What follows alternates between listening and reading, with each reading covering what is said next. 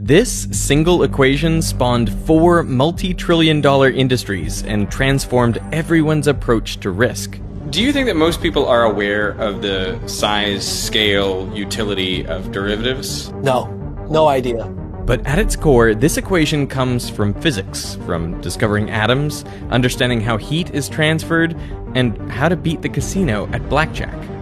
So maybe it shouldn't be surprising that some of the best to beat the stock market were not veteran traders, but physicists, scientists, and mathematicians. In 1988, a mathematics professor named Jim Simons set up the Medallion Investment Fund. And every year for the next 30 years, the Medallion Fund delivered higher returns than the market average. And not just by a little bit. It returned 66% per year. At that rate of growth, $100 invested in 1988 would be worth $8.4 billion today. This made Jim Simons easily the richest mathematician of all time. The pioneer of using math to model financial markets was Louis Bachelier, born in 1870. Both of his parents died when he was 18, and he had to take over his father's wine business. He sold the business a few years later and moved to Paris to study physics. But he needed a job to support himself and his family, and he found one at the Bourse, the Paris Stock Exchange. The thing that captured Bachelier's interest were contracts known as options.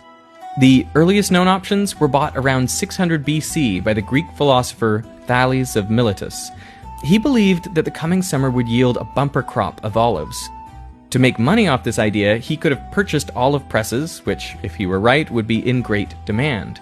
But he didn't have enough money to buy the machines. So instead, he went to all the existing olive press owners and paid them a little bit of money to secure the option to rent their presses in the summer for a specified price.